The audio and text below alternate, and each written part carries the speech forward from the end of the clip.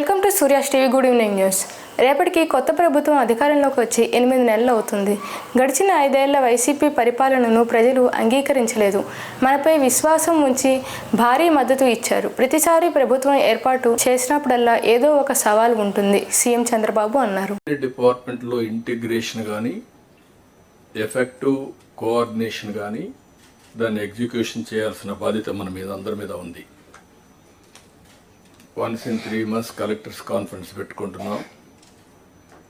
అదే సమయంలో various times once in 20 days or 15 days cabinet meetings పెట్టుకుంటున్నాం. అజెండా ఇవన్నీ చేస్తున్నాం, డిపార్ట్మెంట్స్ అన్ని రివ్యూ చేస్తున్నాం. అప్పుడప్పుడు కాంప్రహెన్సివ్ సమీక్షలు కూడా చేసుకుంటూ అందరం కూడా ఎఫెక్టివ్గా ఒక కోహెసివ్గా ముందుకు పోవడానికి ఇలాంటి కార్యక్రమాలు మనకు వస్తాయి. ఇక ఈ brain storming session, I can say it is a brain storming session and reorienting hour cells. ఏం చేయబోతాం క్లారిటీ రావడానికి సమావేశం పెట్టుకున్నాం. 8 నెలలుగా ఎగ్జాక్ట్గా నేను ఎవ్రీ అవర్ క్యాలిక్యులేట్ చేసుకుంటున్నాను. బై టుమారో 12వ తారీఖు నేను ప్రమాణ స్వీకారం చేసి 8 months అవుతుంది. కొత్త గవర్నమెంట్ వచ్చి 8 months అవుతుంది. ఇచ్చిన తీర్పు కూడా మీరు చూస్తే ఒక హిస్టారికల్ మ్యాండేట్ ఇచ్చారు. ఇటీవల కాలంలో ఎప్పుడు కూడా ఇలాంటి మ్యాండేట్ రాలేదు. 93% స్ట్రైక్ రేట్. 93% స్ట్రైక్ రేట్ వచ్చిందంటే ఇక్కడుండే all of us including secretaries గడిచిన 5 సంవత్సరాల పరిపాలన ప్రజలు యాక్సెప్ట్ చేయలేదు. అందుకనే టోటల్గా రిజెక్ట్ చేసి మళ్ళీ ఒక న్యూ హోప్స్ పెట్టుకొని ముందుకు వచ్చే పరిస్థితికి వచ్చారు. అయితే డిఫరెంట్ టైమ్స్ డిఫరెంట్ ఛాలెంజెస్ ఉన్నాయి, కానీ ఇన్ని ఛాలెంజెస్ ఎప్పుడూ రాలేదు. ఒక పక్కన మొరేల్ ఆఫ్ ది ఆఫీసర్స్, ఇంకో పక్క some of the departments are defunct, some of the programmes are deride. Government of India నుంచి మనం గుర్తుపెట్టుకోవాల్సింది ఎప్పుడు కూడా సెంటర్ స్టేట్ రెండు కూడా 3 గవర్నమెంట్లు ఉంటాయి. Local self government, state government, central government. Central government వాళ్ళ ప్రోగ్రామ్స్ వాళ్ళు కన్సీవ్ చేస్తారు, స్టేట్ గవర్నమెంట్ మన ప్రోగ్రామ్స్ చేస్తాం, సెంట్రల్ గవర్నమెంట్ ప్రోగ్రామ్స్ అనుసంధానం చేసుకుంటాం. దగ్గర 90 సెంట్రలీ స్పాన్సర్ స్కీమ్స్ ఉంటే టోటల్గా అన్నీ కూడా డిఫంక్ట్ అయిపోయినాయి. ఫండ్స్ డైవర్ట్ చేసే పరిస్థితికి వచ్చారు. వీటన్నింటిపైన మనం ఒక 7 వైట్ పేపర్స్ అన్ని పబ్లిసైజ్ చేశాం.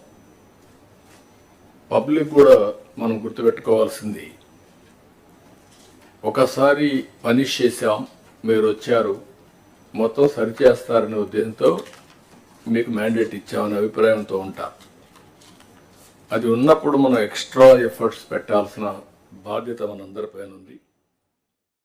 ప్రజారాజ్యం పార్టీ జనసేనగా రూపాంతరం చెందిందన్న చిరంజీవి వ్యాఖ్యలపై వైసీపీ నేత అంబటి రాంబాబు సెటైర్లు వేశారు.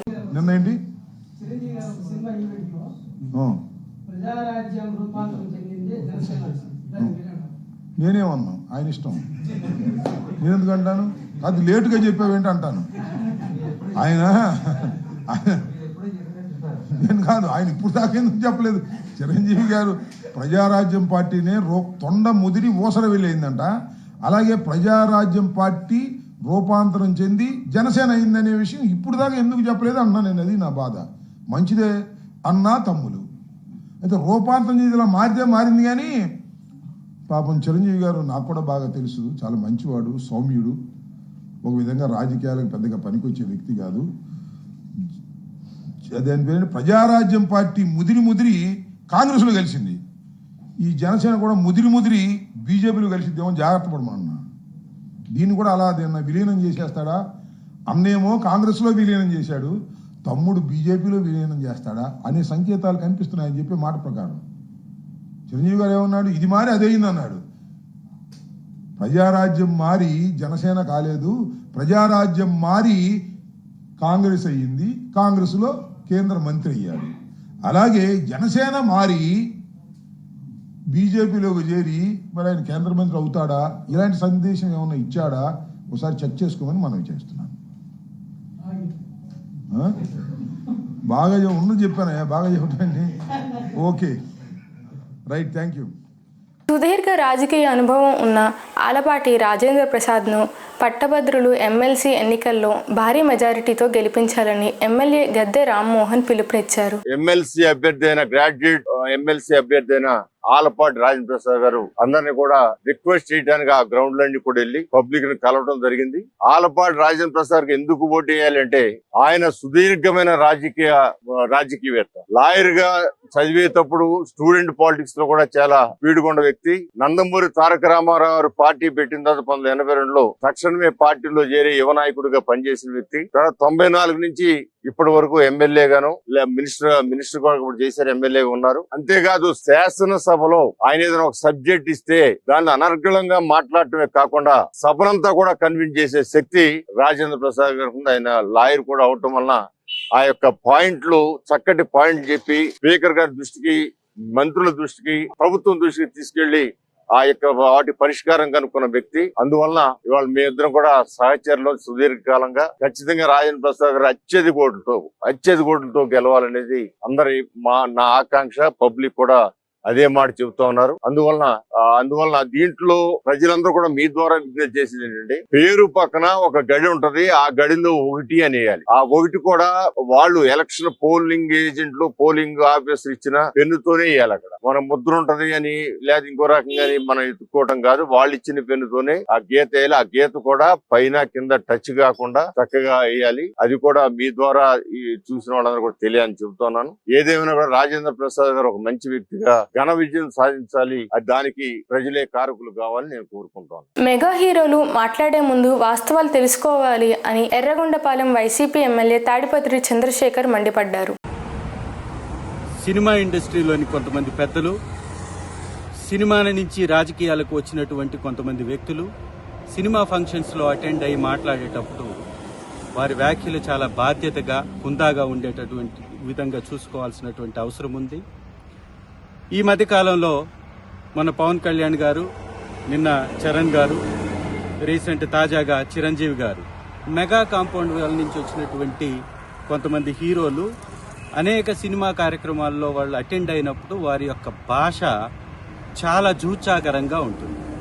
పరోక్షంగా వైఎస్ఆర్ కాంగ్రెస్ పార్టీని కించపరిచేలాగా, వైఎస్ఆర్ కాంగ్రెస్ పార్టీలోని ఎమ్మెల్యేలని, మంత్రుల్ని, గతంలో పనిచేసినటువంటి నాయకుల్ని, మా అధినాయకుడిని కించపరిచే విధంగా వారి యొక్క వ్యాఖ్యలు ఉంటున్నాయి. వాటిని వారు కాకపోయినా పక్కవారు చేస్తున్నా కానీ వారిని ఆపకుండా ఇంకా ప్రోత్సహిస్తున్నటువంటి పరిస్థితి కనపడుతుంది.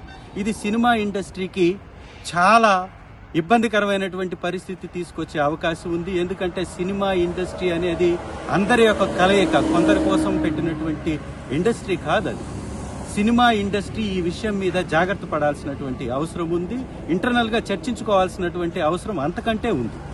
ఎందుకంటే ఒకరి కడుపు మంట కోసం, ఒకరి రాజకీయ స్వప్రయోజనం కోసం, కేవలం మెగా కాంపౌండ్ వాళ్ళ నుంచి వచ్చినటువంటి హీరోల స్వప్రయోజనం కోసం వారు 1,32,00,000 మంది ఓట్లు వేసినటువంటి వైఎస్ఆర్ కాంగ్రెస్ పార్టీని కించపరుస్తూ పదే మాట్లాడడం అనేది ఇది ఒక మంచి పద్ధతి కాదు. దీనికి తగిన మూల్యం చెల్లించుకోక తప్పదు. ఇది ఇండస్ట్రీలో నుంచి వచ్చినటువంటి పెద్దలు కూడా ఈ మధ్య కాలంలో చాలా మంది వైఎస్ఆర్ కాంగ్రెస్ పార్టీ అధ్యక్షులు వర్యులు శ్రీ జగన్మోహన్ రెడ్డి గారిని ఉద్దేశించి కూడా వారి వ్యాఖ్యల్ని చూసినట్లయితే చాలా దిగజారి మాట్లాడుతున్నటువంటి పరిస్థితి ఉంది.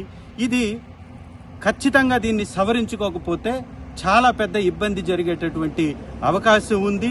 ఎందుకంటే సినిమాలో ఎమోషన్స్ ని మీరు చూపించినట్టే పార్టీలో ఉన్నటువంటి మాలాంటి స్వాభిమానం కలిగినటువంటి నాయకులకు కూడా ఎమోషన్ ఉంటుంది.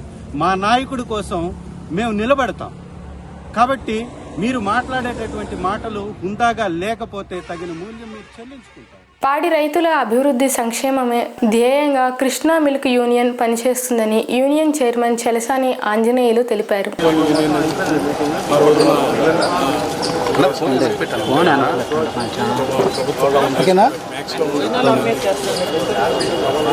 ఆ రోజున కొన్ని న్యాయస్థానాల ద్వారా మొన్న అమూల్ వచ్చినా సరే ఆ సంక్షోభాన్ని కూడా మేము రైతులు సమర్థవంతంగా ఎదుర్కోగలిగి యూనియన్ ఒక ఫ్యాక్టరీ దాన్ని 2 ఫ్యాక్టరీలు కూడా పెట్టి ఆ కేసుని తట్టుకోగలిగి రైతులకి భారతదేశంలో అత్యంత ధర లాభాలు బోనస్లు కలుగుతుందో సంక్షేమ కార్యక్రమాలు చేసి పాడి రైతుకి పాడి పశువులకి వినియోగదారులకి భారం కలుగుతున్న మేలు కలిగిన పాలు ఈ రకంగా మేము పాడి పశువులకు కూడా రిపీటెడ్ ప్రాబ్లం లేకుండా హై అండ్ రెస్పెక్ట్ కావాలని ఎన్ని కాకుండా ప్రభుత్వానికి చేస్తాము అనేది విజయవాడలో కృష్ణా మిల్క్ సంస్థ ఫెడరేషన్లో కలుస్తాం రాష్ట్ర ప్రభుత్వాలు కలుస్తాం తెలంగాణ రాష్ట్ర ప్రభుత్వాలు కూడా 2 వాడుకోవడం విజయ అనేది బ్రాండ్ అయింది. కానీ మేము ప్రభుత్వాన్ని విజ్ఞప్తి చేసేది కోఆపరేటివ్ డైరీలు అయినా సరే ఆ బ్రాండ్ వాళ్ళే వాడుకోవాలి తప్ప ఎవరూ కో-ప్యాకింగ్కి ఇచ్చే విధానాన్ని తీసుకుంటే ప్రైవేటు వ్యాపారస్తులు తద్వారా ఆ క్వాలిటీ లేని ప్రొడక్షన్ వినియోగదారులకు తక్కువ ప్రైస్ ఇచ్చి ఇక్కడ రైతులు నష్టపోవడం ఇవన్నీ కూడా ఆ మాటను జరుగుతూ ఉన్నటువంటి ప్రభుత్వాన్ని పరిణామాన్ని ప్రభుత్వం కేవలం ఎవరైతే కోఆపరేటివ్లో ఉన్న మ్యానుఫ్యాక్చరింగ్ వాళ్ళు మాత్రమే ఆ ప్యాకెట్స్ని దాన్ని ఆ బ్రాండ్ వాడుకోవాలి తప్ప కో-ప్యాకింగ్కి ఎవరికి ఇవ్వనటువంటి విధానాన్ని ప్రభుత్వం నిర్ణయం తీసుకుంటే తద్వారా వచ్చేటువంటి లాభాన్ని కూడా ఆ రైతులకు అందజేయడం జరుగుతుంది. రైతు దగ్గర నుంచి యూనియన్ చేసే వరకు వ్యాపారం రైతుకి ఆ లాభాలను ఇవాళ వ్యవసాయదారుడికి ఏది కూడా రైతు చేతిలో లేనటువంటి పరిస్థితి. ఒక పాలు మాత్రమే తను పిండిన పాలనలో ప్రతి ఒక్కరూ ట్రాఫిక్ నిబంధనలు పాటించాలని జిల్లా collector doctor G Lakshmi sir పిలుపునిచ్చారు. అందరికీ నా విన్నపం ఏంటంటే దయచేసి మీరు బయటికి వెళ్తున్నప్పుడు జాగ్రత్తగా రూల్స్ పాటించండి. రోడ్డు మీద మీరు డ్రైవ్ చేస్తుంటే హెల్మెట్ వేసుకొని సీట్ బెల్ట్ వేసుకొని డ్రైవ్ చేయండి. అలాగే ఎవరైతే రోడ్డు మీద నడిచి వెళ్తుంటారో పెడెస్ట్రియన్స్కి వాళ్ళని గౌరవించండి. ఎందుకంటే ఒకరోజు మీరు కూడా నడుస్తూ ఉంటారు కాబట్టి మనం ఎక్కడైతే ఇంటి నుంచి బయటకు వస్తామో అంతే సేఫ్గా మనం ఇంటికి వాపస్ వెళ్ళాలంటే రోడ్ సేఫ్గా ఉండాలి. దీనికోసం ప్రతి ఒక్కరు సహకరించాలి.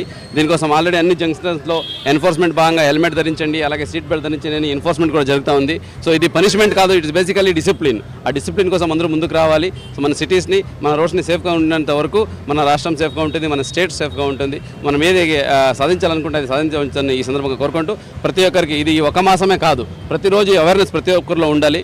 ఇంకా మన డిపార్ట్మెంట్స్కి కూడా రిక్వెస్ట్ ఏంటంటే ఎన్ఫోర్స్మెంట్ గట్టిగా ఉండాలి. సో ప్రతిరోజు ఎన్ఫోర్స్మెంట్ ఈ మాసంలోనే కాదు సంవత్సరం మొత్తం ఎన్ఫోర్స్మెంట్ ఉండాలి. ప్రతి ఒక్కరికి మెసేజ్ వెళ్ళాలి. ఓకే, మనం డెవలప్డ్, మనం ఇంప్రూవ్డ్, మనం సివిలైజ్ సొసైటీని చెప్పాలనుకుంటే ఆ సొసైటీలో కావాల్సిన ఈ రూల్స్ అండ్ రెగ్యులేషన్స్ ముఖ్యంగా రోడ్ సేఫ్టీ పాటించాల్సి ఉంటుంది. కాబట్టి ఈ ప్రకారంగా అందరూ అడుగులు ముందుకు వేయాలని కోరుకుంటూ సో ఈ సందర్భంగా ఈ రోడ్ సేఫ్టీ రహదారి భద్రతా వారోత్సవం గురించి అందరికీ అవగాహన. ఈ వార్తలు ఇంతటితో సమాప్తం.